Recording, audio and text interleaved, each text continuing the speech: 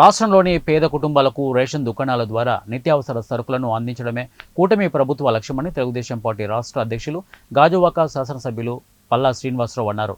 విశాఖ జిల్లా గాజువాక 67వ వార్డులో రేషన్ దుకాణాన్ని ప్రారంభించి నిరుపేదలకు నిత్యావసర సరుకులు అందజేశారు. ఈ సందర్భంగా పల్లా శ్రీనివాసరావు మాట్లాడుతూ గతంలో తాను మంత్రి నాదెండ్ల మనోహర్ను కలిసి పలు అభ్యర్థనలను విన్నవించడం జరిగింది.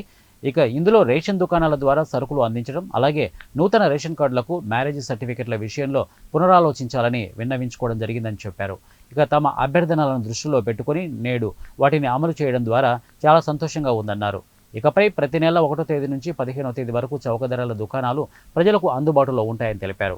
ఈ కార్యక్రమంలో Gajuwaka tahsildar Thota Srivalli, circle 3 ASO Krishnamurthy, ward corporator Palla Srinivasarao, కూటమి నాయకులు తదితరులు పాల్గొన్నారు.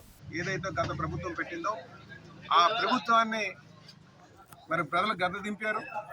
మేము ఎలక్షన్లో ఇచ్చినటువంటి మాట ప్రకారం పాత పద్ధతిలోనే డిపోల దగ్గరే మేము రేషన్ పంపిణీ కార్యక్రమం శ్రీకారం చుట్టామండి. దీనికి రాష్ట్ర ముఖ్యమంత్రి వర్యులకి, ఉప ముఖ్యమంత్రి వర్యులకి, బీజేపీ నాయకత్వానికి, ముఖ్యంగా మోడీ గారికి మేము ధన్యవాదాలు తెలియజేసుకుంటున్నాం. చంద్రబాబు నాయుడు గారు అధికారంకి వచ్చిన తర్వాత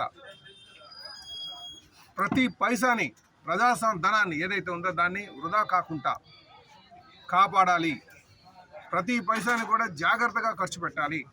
ప్రజల మీద భారం పడకుండా ఉండాలి.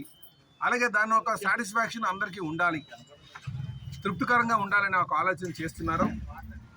దానికి అనుగుణంగానే ఈరోజు మేము ముందుకు వెళ్తున్నాం. ఈరోజు ప్రజలు చాలామంది హ్యాపీగా ఉన్నారు, డీలర్స్ హ్యాపీగా ఉన్నారు. డీలర్స్ ఎందుకు హ్యాపీగా ఉన్నారంటే గతంలో డీలర్ షాప్ ముందే వీళ్ళు పంపిణీ చేసేవారు. దాని లక్ష్యం ఎలా చేరుకుంటుంది?